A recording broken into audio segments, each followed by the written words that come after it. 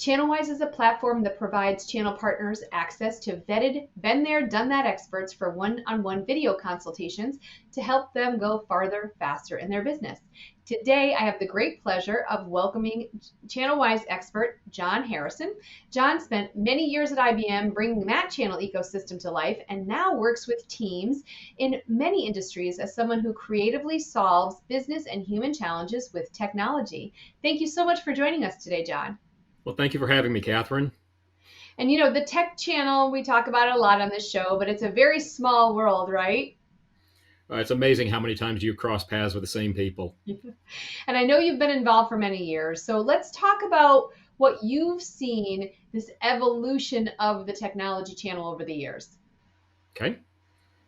All right. I mean, it's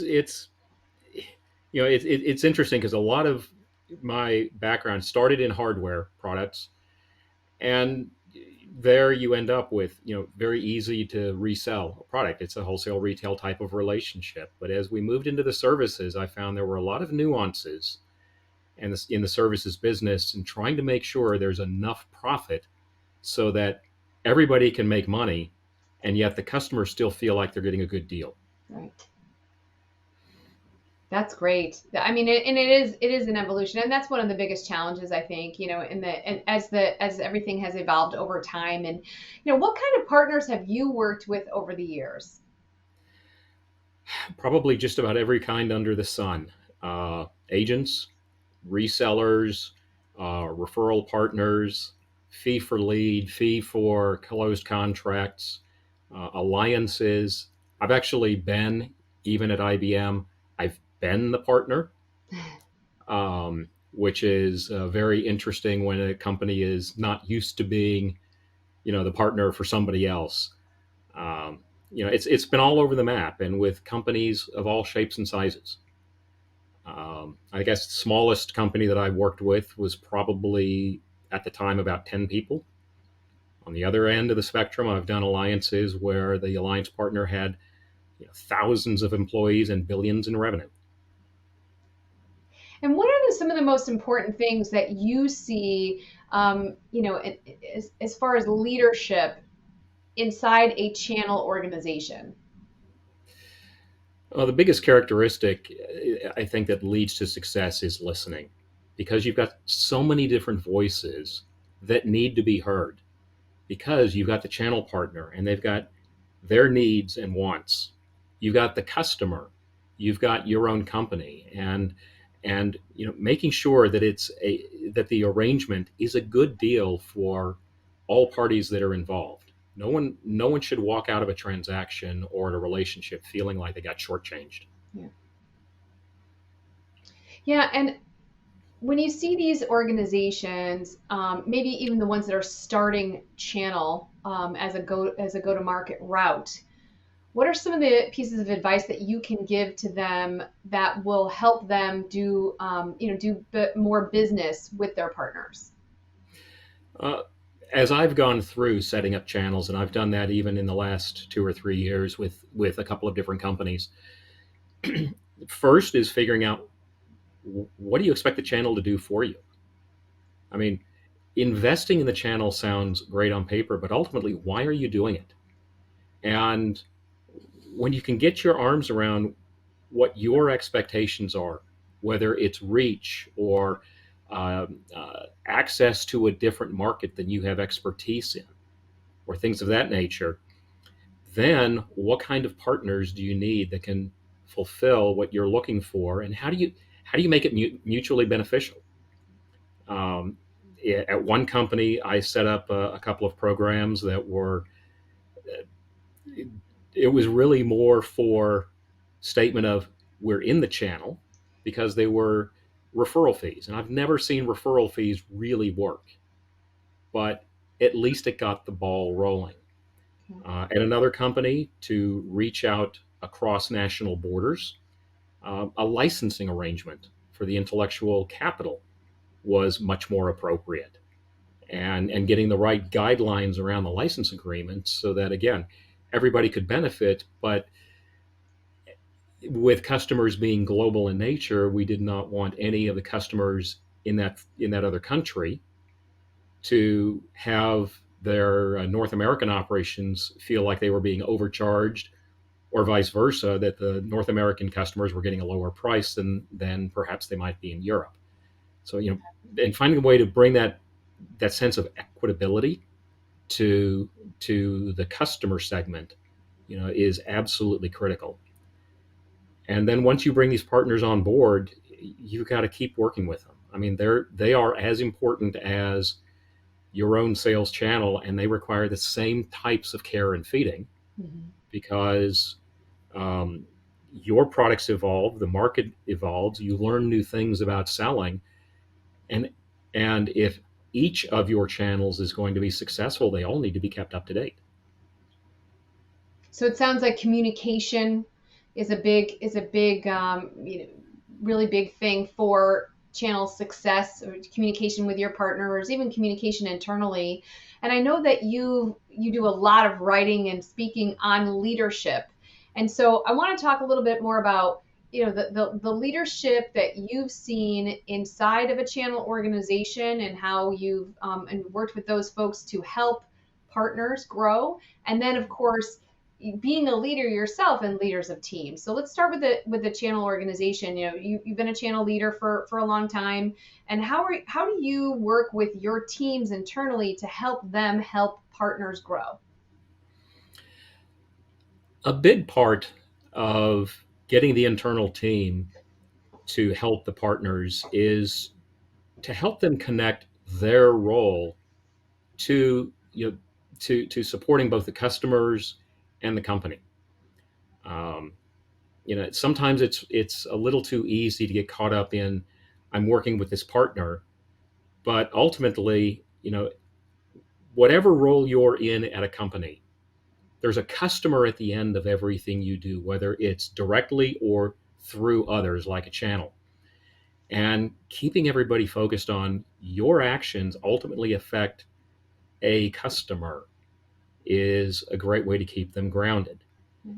Once you get the team to understand that, then it's generally pretty straightforward to get them to see that the more they can help their channel partner, or channel partners, is the more you make them successful by getting them to be successful with customers.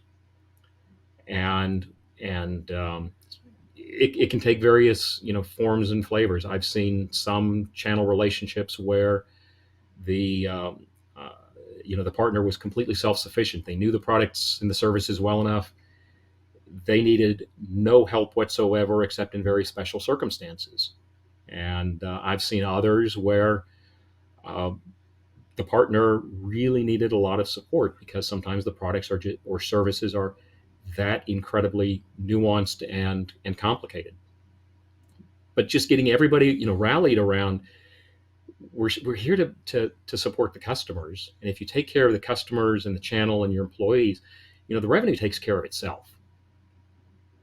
Right. Great. And I mean, and you've been such a huge supporter of channelWise right from the beginning. Talk a little bit about why that is, and why you decided to come on board with us as an expert. Well, it was actually an outgrowth, Catherine, if you'll remember, of in the early days of COVID. Remember with WiseHer, Yeah. now Get Wise, where you had set up free coaching for healthcare workers and the frontline workers who were under incredible stress. And from there, as channelWise developed, just given my background, and given that you and I had worked so well together, it was a very natural migration over into channelWise to use a different set of experiences, but still be able to use some of the coaching that was so valuable back in those early days. Yeah, you were an IBM Blue coach. Yes. Yeah, that's right. That's right. And I think that's what's really important about bringing folks like you into channelWise, is the fact that it's not only you're a subject matter expert, but you also have that coaching background and ability, and you're able to really kind of dig in and figure out what the some of the challenges are and how you can help people. Speaking of challenges, let's shift a little bit. So we talked about some of the great characteristics of leaders and some of the tactics that they can do to help themselves and their partners be successful. But what are some of the challenges that you've seen as a leader, and how can folks overcome those? The the biggest challenge I've had to face is a team that just lost its confidence, lost its momentum. And in that particular situation, it was because their leader for one of the large operating units left the company, and senior leadership, quite frankly, had no plans to replace that person, and they were going to leave a sales team in place, just with no leader for more than 6 months. Actually, was the plan. And we both know what happens in a large company when an entire team misses a, um, a sales target that's 9 figures. Mm. And so I volunteered to go take on that assignment and try to get the team rejuvenated, because uh, they were on the cusp of disintegrating. A sales rep with no leader is going to start fearing for their job. They're going to find somewhere else to go. Right. The good reps, a good rep can always find another job, and we just simply couldn't allow a team to implode like that. And so I stepped in, and quite frankly, through a lot of hard work and a lot of partnering with folks in that organization, got the team to regain their confidence. And we stemmed the exodus of people, and ended up with a very respectable showing for the year, considering that for 2 or 3 months before all the approvals were in place for me to take over that team, they basically were floundering. Well, and And so, what I kinds mean, of ways were you able to see? Because I think this is important to talk about too, because either in a vendor or supplier role, or inside of a VAR MSP solution provider, you do have these sales teams that need support, and you've been on both sides of that fence. How do you, as a leader, know what prescriptive things that you can provide your reps to help them be more successful, be happier, right, and produce? one of the fallacies of leadership is that you just get to do it from behind a desk. I've never been able to do that. For me, as a leader, it's get out there, work side by side with the folks in the field. Um, Sometimes the support they need is just you showing up because you've got a plane ticket, and the fact that you are the so-called out-of-town expert gives you additional credibility that helps them. Mhm. There are other cases where they do need training, and the only way to really understand the kind of training that they might need is to go see for yourself how they're doing, and listen, observe. It's not rocket science, but you can't just sit at headquarters and issue pronouncements. I laugh. I tell folks, nothing ever good comes out of headquarters. Yeah. Um, it's not rocket science. It's a lot of hard work, and I think part of it is because the leaders need to understand you work for the team. The team doesn't work for you. The Mhm. organization chart's kind of upside down. I think that that's a really big thing, especially now. I mean, I spent most of my years in enterprise sales and straight commission sales for a lot of it too. And you had that old time sales manager who was that stereotypical, like beating the drum all the time. And I think now, to your point, things have really changed where leaders have to understand that they need to be more empathetic, I guess. And I know that's part of your message as well.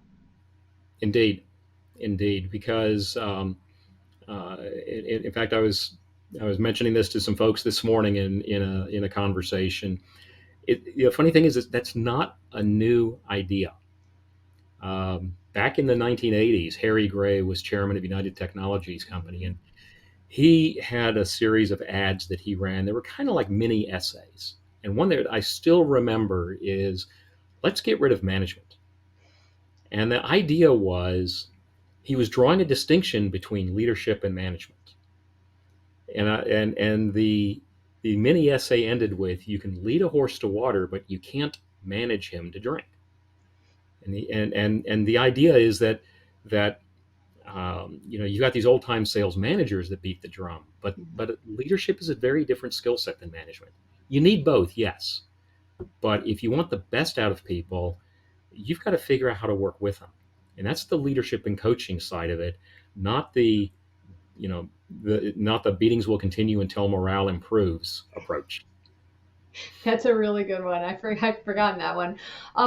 Well, obviously, leadership is an important thing for existing teams.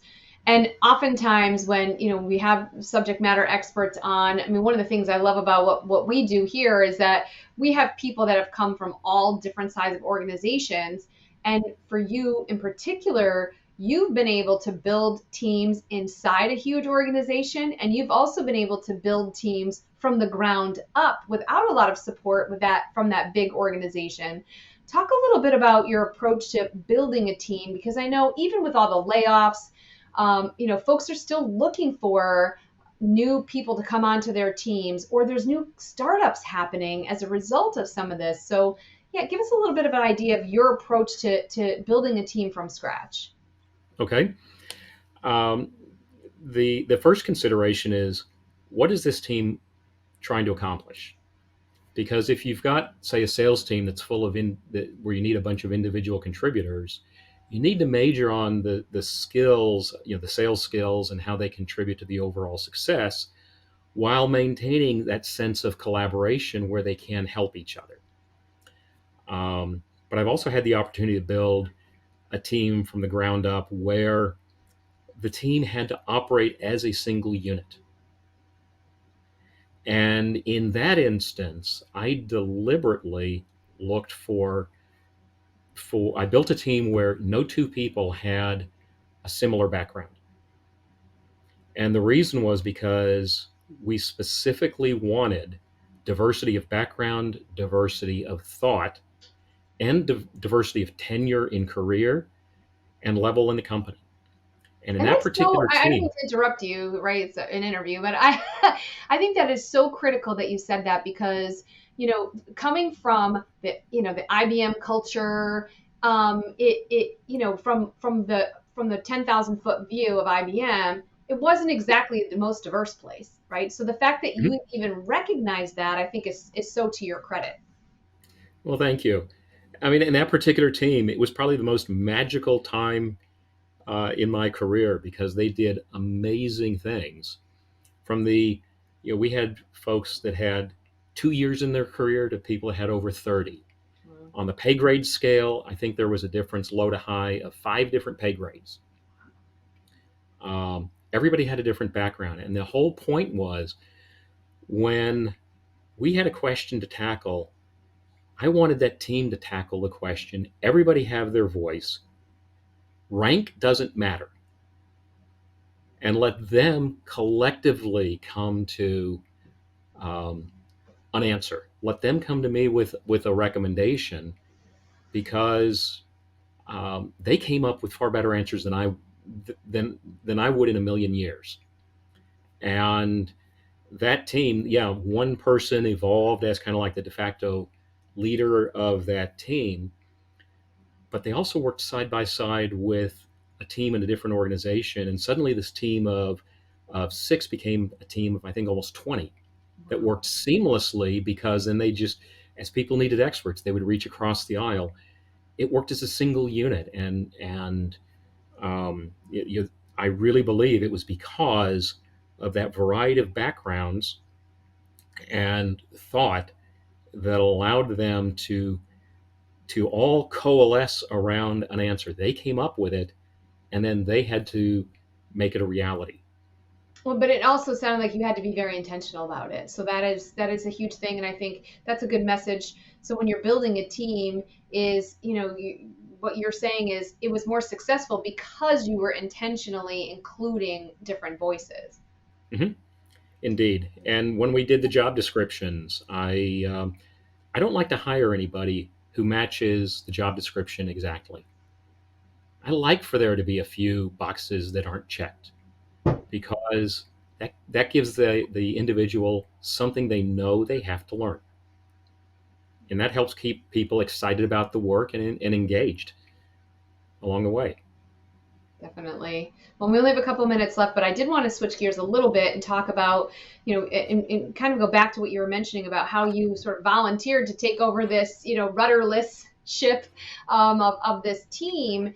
And when you did that, I'm sure there were some challenges, right? So talking about like how do you build trust if you're a new leader coming in to a team?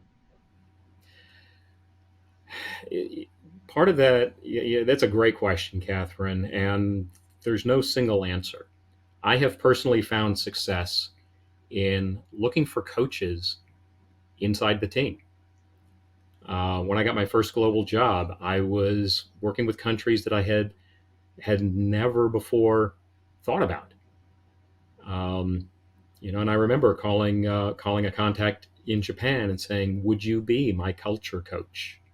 Help me understand some of the nuances of doing business and addressing people in Japan." So being open to coaching, I think, shows a level of understanding and humility that you know you don't know everything. The other is, what I mentioned a bit earlier is you got to get out from behind your desk. You've got to go out and work side by side with folks, understand the concerns, understand how they approach the job. What could they, what do they think could help them do their job better? How can the role evolve for what they want to do next? I mean, it, it's not anything unusual. I kind of view that as the basic blocking and tackling, That's but it involves get out there, listen, and when you make a promise, you've got to follow up. Got to keep your word. Yeah. I think that's a big thing too, is that, when you're taking over a team, them being able to trust factor, right? Like with any relationship, it's building that trust. So Mhm. thank you, John. I really appreciate your time today. And if anyone out there, we really appreciate your time joining us today. And if you want to have more information or deeper dive into this topic, please head over to John's profile on channelWise. We're going to go ahead and put that link into the post. But of course, if you have other questions, you need other support, we have a lot of experts on the channelWise platform all ready to help you or your partners accelerate your business. So thanks again, John, for joining us and so your great tips and insights on leadership. And until next time, everyone. All right. Thank you so much, Kathryn.